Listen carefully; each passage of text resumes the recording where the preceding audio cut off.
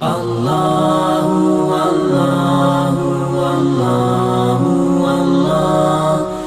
منظر بھی دنیا نے دیکھا کہ حضور کے مبارک کندھوں پر حسین ابن علی بیٹھے ہیں اور حضور کی زلفوں کو پکڑا ہوا ہے. تو حضرت عمر رضی اللہ تعالیٰ عنہ دیکھ کے کہتے ہیں واہ واہ کیسی سواری میسر آئی حسین ابن علی کو. تو میرے آقا مسکرا کے کہتے ہیں عمر سواری دیکھتے ہو سوار بھی تو دیکھو. اللہ اکبر. حضرت اسامہ بن زید بن حارثہ رضی اللہ تعالیٰ عنہ فرماتے ہیں رات کا ایک پہر گزر گیا اور مجھے حضور سے کوئی کام تھا. میں آقا کریم کی خدمت میں حاضر ہوا, در دولت پہ دستک دی.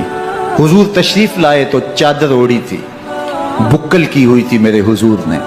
تو میں نے اپنی حاجت کہی تو حضور نے میری حاجت پوری کر دی. لیکن ایک منظر میں نے دیکھا کہ حضور نے جو چادر کی بکل فرمائی تھی اس کے اطراف میں پہلوؤں میں ابھار تھے جس طرح اندر کوئی ہو. مجھ سے نہ رہا گیا, میں نے پوچھ لیا. میں نے کہا بندہ نواز چادر کے اندر کیا ہے؟ فَكَشَفَهُ. تو حضور نے چادر کو کھول دیا. فَإِذَا الْحَسَنُ وَالْحُسَيْنُ عَلَىٰ وَرِكَيْهِ. تو کہتے ہیں میں نے اپنی آنکھوں سے دیکھا ایک پہلو سے امام حسین لپٹے ہوئے تھے, ایک پہلو سے امام حسن لپٹے ہوئے تھے. فرمایا یہ میرے بیٹے ہیں, یہ میری بیٹی کے بیٹے ہیں. اے اللہ میں ان سے پیار کرتا ہوں, تو بھی ان سے پیار کر, جو ان سے پیار کرے اس سے بھی پیار کر. ان کی محبت کا درس دیا, ان کے پیار کا سبق پڑھایا. کہا ان سے پیار کرنے والا میرے سے پیار کرنے والا ہے, ان سے بغض رکھنے والا میرے سے بغض رکھنے والا ہے. ان کی تکلیف حضور کو بے چین کر دیتی تھی. حضرت سیدہ فاطمہ الزہرا رضی اللہ تعالی عنہ کے گھر کے قریب سے گزرے تو حضرت امام حسین کے رونے کی آواز آ رہی تھی. تو آقا کریم علیہ السلام نے فرمایا کہ فاطمہ حسین کو چپ کرواؤ. اللہ تعالیٰ انا بقاءہ یوزینی, تو جانتی نہیں حسین کا رونا مجھے دکھ دیتا ہے. حسین ابن علی کو حضور رونے نہیں دیتے تھے, ان کو دکھی نہیں ہونے دیتے تھے, کیونکہ رسول اللہ صلی اللہ علیہ وسلم جانتے تھے کہ یہ کتنے دکھ سہے گا, کتنی تکلیفوں سے گزرے گا اور کتنے مصائب سہے گا. زمانے نے وہ گھڑیاں بھی دیکھی کہ حضرت حذیفہ بن یمان رضی اللہ تعالیٰ عنہ فرماتے ہیں کہ میں حضور کی خدمت میں نماز مغرب کی ادائیگی کے لیے حاضر ہوا, اور میں نے یہ اجازت خاص طور پہ اپنی ماں سے اس شرط پہ لی تھی کہ امی آپ مجھے اجازت دیں, میں حضور کی خدمت میں حاضر ہوتا ہوں, مغرب کی نماز بھی ادا کروں گا اور پھر حضور سے عرض کروں گا حضور میرے لیے اور میری ماں کے لیے بخشش کی دعا کر دیجئے. ماں نے اس شرط پہ اجازت دے دی اور میں حضور کی خدمت میں آ گیا. نماز مغرب ادا کی, سلام پھرا تو میرے دل میں آرزو تھی میں حضور سے عرض کروں حضور میرے لیے اور میری ماں کے لیے مغفرت کی بخشش کی دعا کر دیں. لیکن حضور عبادات میں, ذکر میں, نوافل میں ایسے مشغول ہوئے کہ میں آرزو رکھنے کے باوجود بھی عرض نہ کر سکا. خیر نماز عشاء کا وقت ہوا, اذان پکاری گئی, حضور مصلی پہ آئے, نماز پڑھی, سلام پھرا تو میرے دل میں پھر خیال آیا کہ ماں سے ایک نماز کی چھٹی لی تھی, نمازیں بھی 2 ہو گئیں. ماں نے جاتے پوچھنا ہے حضور سے میرے لیے اور اپنے لیے مغفرت کی بخشش کی دعا کروائی تھی تو کیا جواب دوں گا. اور حضور اٹھے اور کاشانہ اقدس کی طرف چل دیے. اب میرے دل میں یہ خیال رہ کے آ رہا تھا کہ ماں کو کیا جواب دوں گا, میں تو حضور سے بخشش و مغفرت کی دعا کروا ہی نہیں سکا. جب حضور چل پڑے تو غیر ارادی طور پہ میں بھی حضور کے پیچھے چل پڑا. چلنے میں تھوڑی سی رفتار تیز ہو گئی جس سے قدموں کی آہٹ پیدا ہوئی. تو جب آواز پیدا ہوئی تو حضور نے رخ پھیرے بغیر فرمایا من ھذا, میرے پیچھے پیچھے کون آ رہا ہے؟ پھر خود ہی کہا حذیفہ تو نہیں. تو میرا دل دھڑک رہا تھا. قلت نعم, میں نے کہا جی حضور میں حذیفہ ہوں. فرمایا ما حاجتوں کا غفر اللہ لکا ولأمکا, کیا کام ہے اللہ تجھے بھی بخش دے تیری ماں کو بھی بخش دے. اب جو کام تھا وہ جنبش لب سے پہلے ہی ہو گیا. یہاں تو لفظوں کا سہارا بھی نہیں لینا پڑتا, وہ بند لبوں کی بولیاں بھی سنتے ہیں. اقبال بولا ہے فروغت صبح آثار و دہور, چشم تو بین. رضی اللہ تعالیٰ عنہ کے ہاتھ پکڑ لیے اور ان کے پاؤں اپنے پاؤں پہ رکھے اور پھر فرمایا بیٹے آگے بڑھو. اور صلی اللہ علیہ وسلم پر حضور کے مبارک پہلو اور گود میں بیٹھنے والا حسین, حضور کی زبان چوسنے والا حسین, حضور کے کندھوں پہ سواری کرنے والا حسین, آقا کریم علیہ الصلوۃ والسلام کے مبارک سجدے کی حالت کے اندر حضور کی پشت پہ کھیلنے والا حسین. قیامت تک حضرت امام حسین رضی اللہ تعالیٰ عنہ نے اپنی سنت کو بطور نمونہ چھوڑا اور فرمایا وَلَكُمْ فِيَّ أُسْوَةٌ. میں اس لیے خود کربلا کے ریگزار کے اندر ایک انوکھی داستان رقم کرنے جا رہا ہوں تاکہ قیامت تک لوگوں کے لیے میری زندگی ایک نمونے کے طور پہ موجود رہیں اور جبر کے خلاف لوگ ٹکرانے کا حوصلہ رکھیں. حضرت امام حسین رضی اللہ تعالی عنہ نے کربلا کی اس دوپہر کے اندر جو عظیمت کی داستان رقم کی اور جس طرح جبر کے سامنے پوری قوت سے سینہ تان کے کھڑے ہو گئے. 22,000 افراد کے سامنے تنہا شخص کا ڈٹ جانا یہ کوئی تماشا نہیں ہے.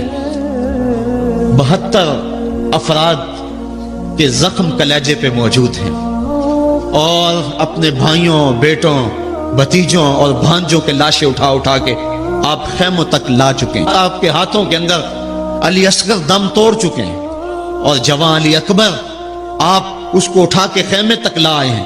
تو اتنی جرأت اور اتنی پامردی کے ساتھ 71 لاشیں لائن کے اندر پڑے ہیں.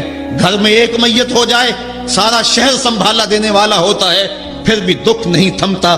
کہتے ہیں چھوڑ دو، اس کا کلیجہ کٹ گیا ہے، اس کا جوان رخصت ہو گیا ہے، اس کے سینے کا چین لٹ گیا ہے. سلام کرو حسین ابن علی کو.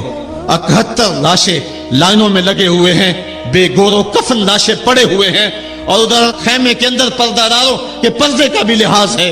لیکن پھر جب گھوڑے کی زین کو کس کے میدان کربلا میں نبی کا نواسا نکلا، جب 3 دن کا پیاسا کربلا کے ریگزار کے اندر میدان کربلا کے اندر ذوالفقار تلوار لہراتا ہوا آیا، شبیہ رسول رسول کریم کی تصویر جب میدان کربلا میں حضرت امام حسین تلوار کو لہراتے ہوئے آئے تو آواز آ رہی تھی یہ کون سی وقار ہے، یہ کون شاہ سوار ہے. لباس ہے پھٹا ہوا، لخت لخت کٹا ہوا، تمام جسم نازنی چھدا ہوا کٹا ہوا، پھر بھی ہے ڈٹا ہوا. یہ نبی کا نور عین ہے، یہ بال یقین حسین ہے. تو حضرت امام حسین رضی اللہ تعالیٰ عنہ نے کس انداز کے ساتھ جبر کے خلاف پوری قوت سے کھڑے ہو کر کے دنیا کے سامنے اپنا اسوہ رقم کیا. اور گھوڑے کی زین سے جب فرش زمین کی طرف آئے، حضرت امام حسین رضی اللہ تعالی عنہ کا آخری وقت سر جو تھا وہ سجدے میں تھا اور سجدے کی حالت کے اندر دست قاتل نے سر حسین کو تن حسین سے الگ کیا. یہ دنیا کے سامنے حضرت امام نے اپنا اسوہ رکھا کہ یہی تو پیغام میں دینے آیا ہوں، یہی تو جو ہے وہ تحریر میں نے کربلا کی ریت پر اپنے خون سے رقم کرنی تھی کہ یہ سر کٹ سکتا ہے لیکن جھکے گا تو صرف اپنے مالک کی چوکٹ پہ جھکے گا. یزید کے سامنے یہ سر جھک نہیں سکتا ہے. تو حضرت امام حمام رضی اللہ تعالیٰ عنہ نے کربلا کے تپتے ہوئے ریگزار میں جب 72-73 لاشیں خیموں کے سامنے پڑے تھے اور اتنے زخم کلیجے پہ تھے، راوی کہتا ہے کہ جب آپ کی قمیض اتاری گئی تو 113 سوراخ اس میں تیروں کے تھے، 33 زخم نیزوں کے تھے، 34 گھاؤ تلواروں کے تھے. اتنے زخم جسم کے اندر اور جسم چور ہے زخموں سے. لیکن حضرت امام حسین نے جب پیشانی سجدے میں رکھی تو آخری لفظ یہ تھے اللہم رضن بقضائک وصبرن علی بلائک تسلیما لامرک سبحان ربی العالی.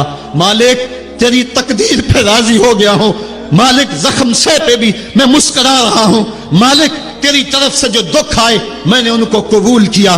جے سونا میرے دکھ وچ راضی تے میں سکھ نو چلے ڈاواں. مالک میں سب کچھ قبول کیا، حسین تیری رضا پہ راضی ہے. میرے مالک تو بھی بتا تو بھی حسین پہ راضی ہوا ہے کہ نہیں ہوا ہے. آواز آ رہی تھی اس پیاسے پر علی شیر خدا کو ناز ہے، اس نواسے پر محمد مصطفیٰ کو ناز ہے. اوروں نے بھی سجدہ کیا پر اس کا عجب انداز ہے، اس نے وہ سجدہ کیا جس پر خدا کو ناز ہے. اے حسین ابن علی تم پر سلام، نازش آل نبی تم پر سلام. یہ دنیا کے سامنے حضرت امام نے اپنا اسوہ رکھا کہ یہی تو پیغام میں دینے آیا ہوں، یہی تو جو ہے وہ تحریر میں نے کربلا کی ریت پر اپنے خون سے رقم کرنی تھی کہ یہ سر کٹ سکتا ہے لیکن جھکے گا تو صرف اپنے مالک کی چوکٹ پہ جھکے گا. یزید کے سامنے یہ سر جھک نہیں سکتا ہے. تو حضرت امام حمام رضی اللہ تعالیٰ عنہ نے کربلا کے تپتے ہوئے ریگزار میں جب 72-73 لاشیں خیموں کے سامنے پڑے تھے اور اتنے زخم کلیجے پہ تھے، راوی کہتا ہے کہ جب آپ کی قمیض اتاری گئی تو 113 سوراخ اس میں تیروں کے تھے، 33 زخم نیزوں کے تھے، 34 گھاؤ تلواروں کے تھے، اتنے زخم جسم کے اندر، اور جسم چور ہے زخموں سے.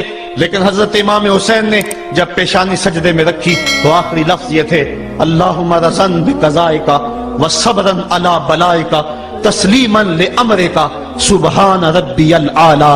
مالک تیری تقدیر پہ راضی ہو گیا ہوں، مالک زخم سے پہ بھی میں مسکرا رہا ہوں، مالک تیری طرف سے جو دکھ آئے میں نے ان کو قبول کیا، جے سونا میرے دکھ وچ راضی تے میں سکھ نو چلے ڈاواں. مالک میں سب کچھ قبول کیا، حسین تیری رضا پہ راضی ہے. میرے مالک تو بھی بتا، تو بھی حسین پہ راضی ہوا ہے کہ نہیں ہوا ہے؟ آواز آ رہی تھی اس پیاسے پر، علی شیر خدا کو ناز ہے، اس نواسے پر محمد مصطفیٰ کو ناز ہے. اوروں نے بھی سجدہ کیا پر اس کا عجب انداز ہے، اس نے وہ سجدہ کیا جس پر خدا کو ناز ہے.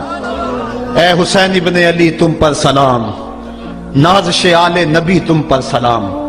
آج لہجہ بھی دم توڑ رہا ہے اور سورج بھی درد غروب سے زرد ہو رہا ہے. وقت کے دامن میں گنجائش نہیں کہ میں اس مضمون کو چھیڑوں. آؤ ہم سلام کرتے ہیں. یہ سورج سامنے چمک رہا ہے، میں یہاں بیٹھا سوچ رہا تھا کہ ہم نے تو نہیں دیکھا. اے سورج دوپہر کا وہ منظر تم نے تو دیکھا تھا، جب کربلا میں حسین کا سر کٹا تھا، جب گھر لٹا تھا، جب خیموں کو آگ لگی تھی، جب سکینہ رو رہی تھی، اور جب گھوڑا خالی پلٹا تھا اور سکینہ پوچھتی تھی گھوڑے تو خالی آ گیا ہے، حسین کہاں چھوڑ آیا ہے. آج یہ سورج یہ چمک چمک کے وہ ہمیں کہانی سنا رہا ہے اور ہمیں پیغام دے رہا ہے کہ نبی کے نام پہ حسین نے تو سر کٹا دیا. آج تم کہتے ہو دین پہ چلنا بڑا مشکل ہے، تم شور ڈال رہے ہو. جن کے لیے مسجدوں میں قالین بچھے ہوئے ہیں، گرم پانی دستیاب ہے اور ان کے لیے مسجدوں میں آسائشیں موجود ہیں، اور پھر بھی وہ کہتے ہیں دین پہ چلنا بڑا مشکل ہے. ذرا دیکھو حسین ابن علی کو سجدے میں سر رکھ کے، پیشانی رب کے حضور رکھ کے حسین ابن علی کہہ رہے ہیں مالک میں سر کٹا کے بھی تیرے حضور حاضر ہوں اور تجھ پہ راضی ہوں. تو بھی بتا کہ تو بھی حسین پہ راضی ہے یا نہیں ہے. اے حسین ابن علی تم پر سلام، نازش آل نبی تم پر سلام، تم پہ لاکھوں رحمتیں لاکھوں سلام.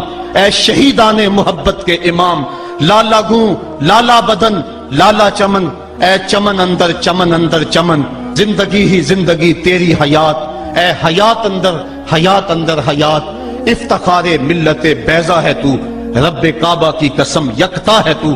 فخر کا دل میں دریچہ باز کرنا چاہیے، جن کا تو آقا ہے ان کو ناز کرنا چاہیے.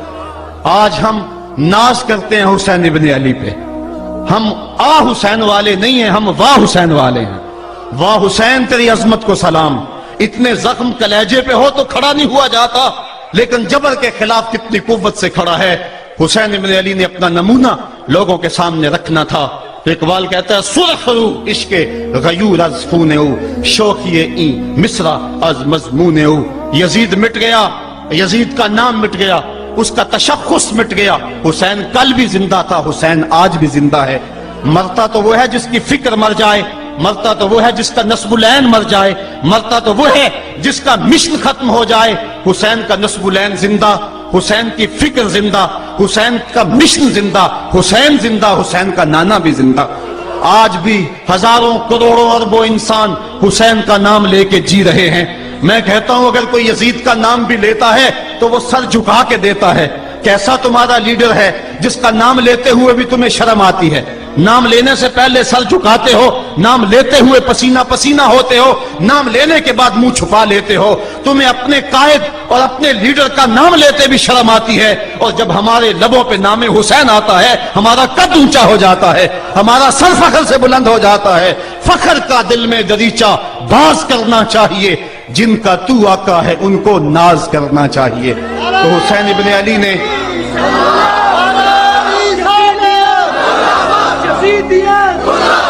کسی نے کہا تھا کہ یہ دو شہزادوں کی جنگ تھی، تو کسی نے بڑا خوبصورت جواب دیا. اس نے کہا کربلا جنگ تھی اگر دو شہزادوں کی، قلم میں زور ہے تو لکھو حسین ہار گئے، لہجے میں تنتنا ہے تو لکھو حسین ہار گئے، انداز میں زور ہے تو کہو حسین ہار گئے. زمانہ کل بھی کہتا تھا، زمانہ آج بھی کہتا ہے، حسین کل بھی جیتا تھا، حسین آج بھی جیتا ہے. جب حضرت امام حسین رضی اللہ تعالیٰ عنہ کا سر انور کاٹ لیا گیا اور خولی بن یزید نے نیزے کی نوک پہ اس کو رکھا، ویسے رخ سر کا زمین کی طرف سے تھا، کسی نے کیا خوب کہا، باں کے سر نیزے پہ اور سوئے زمین ہے روح، یعنی سجدہ ثانی کی ہے آرزو۔ رکعت کے 2 سجدے ہوتے ہیں، ایک سجدہ ہوا تھا کہ سر انور جدا کر لیا گیا، جب نیزے کی نوک پہ تھا سر تو رخ زمین کی طرف سے تھا۔ شاعر کہتا ذرا غور سے دیکھو سر حسین کیا کہہ رہا ہے، سر حسین کی پیشانی زمین کی طرف ہے، پیشانی میں دوسرے سجدے کی آرزو مچل رہی ہے۔ تو جب امام حسین کا سر خولی نے نیزے کی نوک پہ چڑھایا، اس نے تو یہ کہنا چاہا تھا کہ ہم فتح یاب ہوئے اور دیکھو ہم نے سر کاٹ لیا۔ کسی نے کہا ذرا غور سے دیکھو یہ تو سر کٹ کے بھی سر بلند ہے، یہ سر کٹ گیا پھر بھی سر بلندی نہیں گئی ہے، اس کا بانکپن پھر بھی نہیں گیا ہے۔ حسین کا سر کل بھی اونچا تھا، حسین کا سر آج بھی اونچا ہے، اس کا نام زندہ، اس کا پیغام زندہ، اس کی فکر زندہ۔ حضرت امام زین العابدین یہ کربلا کے وہ شخص ہیں جنہوں نے سارا منظر اپنی آنکھوں سے دیکھا تھا۔ اتنے دکھ کسی کو نہیں پہنچے جتنے زینب اور زین العابدین کو پہنچے ہیں، سب منظر کھلی آنکھوں سے دیکھا۔ 14 سال کی عمر ہے، بیمار ہیں، تاریخ بتاتی ہے اس کے بعد ساری زندگی حضرت زین العابدین نے ٹھنڈا پانی نہیں پیا، جب پانی پینے لگتے تڑپنے لگتے، کہتے مجھے سکینہ کی پیاس یاد آتی ہے، مجھے علی اصغر کا تڑپنا یاد آتا ہے، ساری زندگی پھر ٹھنڈا پانی نہیں پیا۔ حضرت امام زین العابدین نے یہ سارا منظر کھلی آنکھوں کے ساتھ دیکھا تھا، اور پھر آپ نے دمشق کے بازاروں میں بھی اور کوفے کی گلیوں کے اندر بھی سروں کا یہ قافلہ اپنی قیادت کے اندر جو ہے وہ گزارا تھا۔ جب یزید کے دربار کے اندر حضرت امام زین العابدین پہنچے تو یزید نے پہلے تو جو ہے وہ دکھ کا اظہار کیا۔ بعض لوگ یہاں سے یزید کی بریت کا اعلان کرتے ہیں، یہاں کسی نے بڑی خوبصورت بات کہی کہ قاتل کی پشیمانی مقتول کی اہمیت کو تو بڑھا سکتی ہے لیکن اس کے دامن سے قتل کے داغ کو نہیں دھو سکتی۔ تو اس نے یہ سب کچھ کیا، یہ بس اس کے ٹسلے تھے جو وہ بہانے لگا، لیکن بعد میں اس نے حضرت امام حسین رضی اللہ تعالی عنہ کے دانتوں کے اوپر جو ہے وہ چھڑی مارنا شروع کر دی۔ تو حضرت ابو برزہ اسلمی صحابی رسول وہاں موجود تھے، وہ کھڑے ہو گئے، اٹھ کے بدن کانپتا ہے ان کا، کہنے لگے ظالم ارفع قدیبہ کا، یہاں اپنی چھڑی ہٹا لے، میں نے اپنی ان آنکھوں سے دیکھا ہے کہ کان رسول اللہ صلی اللہ علیہ وسلم یلسمہ، حضور نے ان ہونٹوں کو خود چوما ہے۔ تو یہ کہہ کہ آپ دربار سے نکل گئے اور روتے تھے اور آپ کے بدن پہ کپکی بھی تاری تھی۔ بعد میں یزید نے کہا حضرت غلطی ہو گئی اور یہ میں نہیں چاہتا تھا، بتائیں آپ کی کوئی شرط ہو۔ تو آپ نے فرمایا میری 4 باتیں مان لو۔ ان 4 باتوں میں ایک بات یہ تھی کہ سر حسین اور سر شہیداں ہمارے سپرد کر دو تاکہ ہم کربلا جا کے ان کی تدفین کر سکیں۔ دوسری یہ تھا کہ ہمیں مدینہ حفاظت سے پہنچا دو۔ تیسری شرط یہ تھی کہ مجھے جو ہے وہ جمعے کا خطبہ دینے کی اجازت دو آج دمشق جامع مسجد کے اندر۔ چوتھی بات آپ نے یہ فرمائی کہ قاتلان حسین جو ہے وہ میرے سپرد کرو۔ اس نے کہا ہاں کون ہے قاتل حسین کا؟ لوگوں نے کہا خولی ہے۔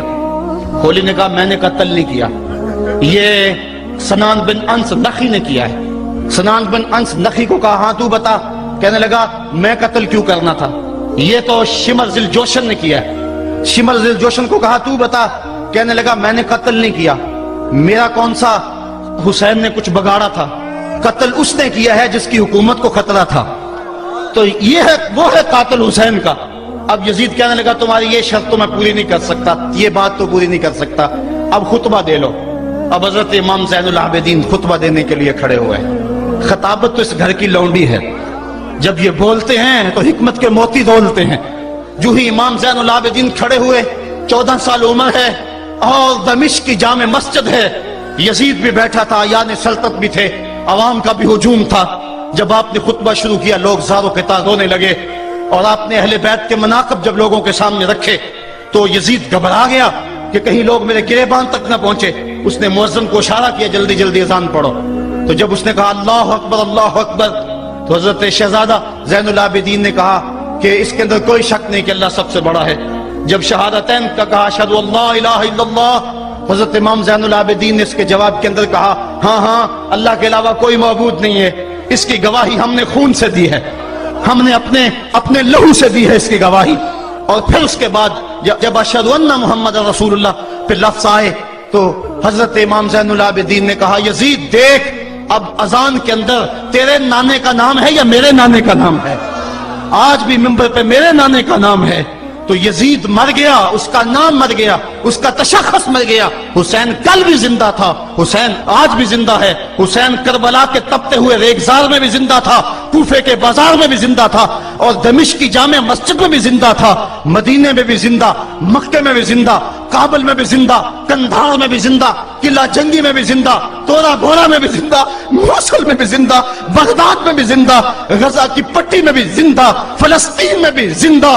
آج حسین کی زندگی اور حسین کا باقپن دنیا کو بتا رہا ہے، بش کو بتا رہا ہے تیرے منہ پہ تماچا حسین مارے گا۔ زمانہ بتائے گا کہ حسین کل بھی زندہ تھا، حسین آج بھی زندہ ہے۔ حسین کی فکر لے کے اٹھو اور پوری دنیا پہ چھا جاؤ اور زمانے کو بتاؤ کہ ہم حسین ابن علی کے سپاہی ہیں۔ صرف محرم کے دن آنسو بہا لینے سے کچھ نہیں ہوگا۔ کیا صرف محرم حسین کا مہینہ ہے؟ نہیں، پورا سال حسین کا ہے، پوری زندگی حسین کی ہے، پورے زمانے حسین کے ہیں۔ یہ صرف عاشور کا دن یا عاشور کی شب ہی حسین کی نہیں، سارے زمانے حسین کے ہیں۔ کل بھی حسین کا تھا، آج بھی حسین کا ہے، کل بھی حسین کا ہوگا۔ آؤ اٹھیں، قرآن کو لے کر کے حسین ابن علی نیزے کی نوک پر بھی چڑھ کے قرآن سنایا، اور آج ہم اسی قرآن کی دعوت کو لے کر کے اٹھیں۔